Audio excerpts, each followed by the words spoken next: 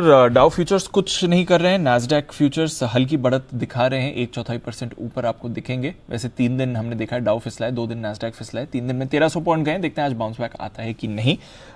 Asia के बाजार सारे पॉजिटिव थे। हांगकांग ऑलमोस्ट 2% ऊपर था, चाइना भी एक हफ्ते की छुट्टी से पहले आपको करीब 0.5% ऊपर बंद होते दिखा है।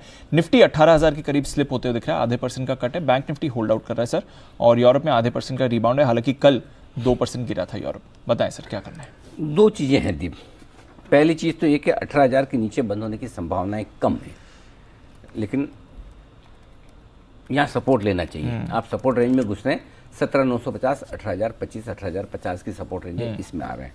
लेकिन इसके साथ ही एक अच्छी चीज़ नहीं है, वो भी बतानी जरूरी है। 18,100 के ऊपर भी बंद होने की चांस नहीं के बराबर है। अच्छा, वो छोटी रेंज हो गई अब, और 18,100 की नहीं, नीचे आपको सरप्राइज दे सकता है लेकिन ऊपर नहीं देगा। उसका कारण है 18,100 के पुट पर 1,28,00,000 शेयर है, हाईएस्ट ओपन इंटरेस्ट है। 18,100 के कॉल पर 1,40,00,000 शेयर है, यानी 1,30,00,000, 1,40,00,000, लगभग बराबरी का मामला है। करेक्ट। और वो दोनों ही 18,100 पर है। बहुत आज जो है ना, एक डेटा बड़ा इंटरेस्टिंग बना है, जो समझिएगा। बहुत कम बार ऐसा होता है जी, और वो भी मंथली एक्सपायरी के वक्त, आशीष सर भी गौरव फरमाएंगे इस पे, जहां पर एक ही स्ट्राइक प्राइस पर आपको हाईएस्ट ओपन इंटरेस्ट पुट और कॉल दोनों में दिखे, और वो है 18,100। 18,100 का पुट 1,30,00,000, 18,100 का कॉल 1,40,00,000।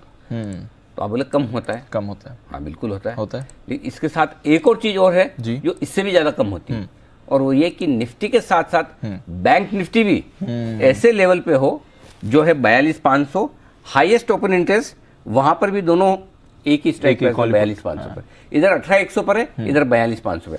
अब दूसरी इंटरेस्टिंग चीज क्या थी जी सर, 18,100 के लेवल से निफ्टी लगातार नीचे है, बैंक निफ्टी 42,500 के लेवल से लगातार ऊपर। यानी कि बैंक निफ्टी कह रहा है कि मैं इंपॉर्टेंट लेवल के नीचे नहीं आना चाहता, निफ्टी कह रहा है कि मैं ऊपर नहीं जाना चाहता। समझ गया, ये ट्रेंड है, ये ट्रेंड है। सो 18,100 के ऊपर क्लोजिंग देना आज बड़ा मुश्किल होगा निफ्टी के लिए। नीचे कितना जा सकते हैं? 18,050, सॉरी 17,950, 18,025 के आसपास जा सकते हैं, वहां पर आने। ये हल्की फुल्की खरीदारी की रेंज में आ रहा है। 3 बजे तक आप 18,000 को होल्ड कर पाते तो ठीक। अगर आज 3 बजे के पहले 18,000 आप तोड़ देते हैं तो आप आराम से 17,950, 17,925 तक आराम से आज ही फिसल सकते हैं। अच्छा, हाँ, तो फिर वो जगह खुल जाएगी। रिकवरी आई 18,000 के आसपास से, जिसकी संभावना है पूरी, तो आप 18,075, 100 तक आएंगे। 18,100 को पार नहीं कर पाएंगे, और वो भी तब जब बैंक निफ्टी आपको है ना 42,700 पहुंचाए तो आपसे 18,100 होगा, और वहां पे आपको हल्का करना है। क्लियर है? अब आइए बैंक निफ्टी। 42,500 मेक और ब्रेक लेवल है। 42,500 के पुट पर है 49 लाख शेयर, और कॉल्स में भी हाईएस्ट है, लेकिन सिर्फ 29 लाख शेयर है। यानी कि कॉल राइटर्स काफी कम है, पुट राइटिंग काफी होकर रखिए। तो 3 बजे तक आपको 42,500 नहीं तोड़ना है, ये ध्यान में रखिए। अगर 42,500 के नीचे ट्रेड करना शुरू करें तो आप 42,375 और 42,300 तक आज ही आ सकते हैं। 125 से 200 पॉइंट की जगह खुल जाएगी। 42,500 के ऊपर बने रहते हैं तो यहाँ पर आपका 42,625, 42,725 की जगह खुलती है, वहाँ तक आप ऊपर जा सकते हैं। तो ये आपके लिए दोनों ही के लेवल इंपॉर्टेंट है। ऐसा लग रहा है 18,000 के आसपास बैंक निफ्टी सपोर्ट लेने की कोशिश करेगा, 42,500 के आसपास बैंक निफ्टी सपोर्ट लेने की कोशिश करेगा। Got it sir. बहुत मिक्स डेटा है एकदम। और हाँ, जो मैं आशीष सर से बात कर रहा था, एक बार जरा पूछूं तो आशीष सर, ऐसा कम ही देखने को मिलता है कि निफ्टी और बैंक निफ्टी दोनों का हाईएस्ट ओपन इंटरेस्ट पुट और कॉल दोनों में एक ही स्ट्राइक प्राइस पर हो? अनिल जी कम होता है, लेकिन अक्सर ये इवेंट से पहले हो जाता है। और आज अनिल जी एक और चीज मैंने नोटिस की है कि बीइंग फ्राइडे इतना वॉल्यूम नहीं होता जितना आज हुआ है। तो आई थिंक वो भी अनिल जी, मतलब एक, जैसे मैं बता रहा था, ये तूफान से पहले की शांति है। और Anil ji while we were talking, अभी लास्ट आधे घंटे में हमने देखा 30-40 पॉइंट निफ्टी में गिरावट आई।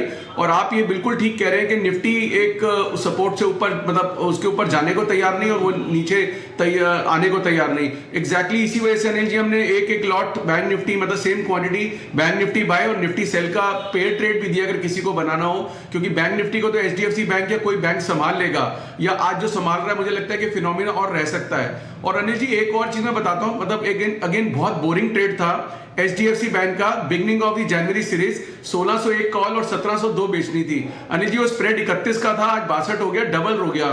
अनिल जी देखिए, स्प्रेड्स में ना एक और चीज मैंने भी लर्न की है कि स्प्रेड जब स्टार्ट होते हैं ना तो वो टेस्ट मैच की तरह होते हैं, बोरिंग होते हैं। उसके बाद वो जब वो क्लोजिंग से कुछ दिन पहले, मतलब कुछ टाइम पहले, वो वनडे इंटरनेशनल बन जाते हैं और लास्ट में बिल्कुल T20 का रूप ले लेते हैं। तो अनिल जी T20 जो गेम है ना, लास्ट में एक मतलब एक ओवर में पलट जाती है। तो इसलिए अनिल जी धीरे धीरे जो स्प्रेड समझेगा उसको समझ आएगी कि लास्ट डे और लास्ट घंटे में कैसे गेम पलटती है और प्रॉफिट आता है। तो अनिल जी ये स्प्रेड मैंने जनवरी फर्स्ट वीक में बनाया था, हम एक्सपायरी के बिल्कुल पास आ गए, बिल्कुल बोरिंग था, 2 दिन के अंदर अनिल जी गेम पलट गई और वो मतलब जो स्प्रेड है डबल हो गया HDFC बैंक का।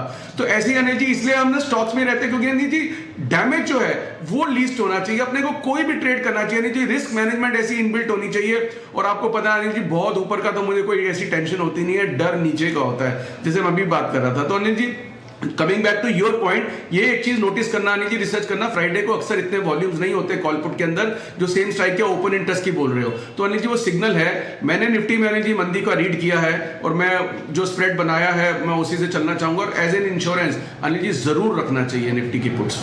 ओके, इंश्योरेंस आपका पुट से ही होगा, यानी कि अगर तेजी की पोजीशन है तो उसके सामने आपके पास कोई पोजीशन होनी ज़रूर चाहिए।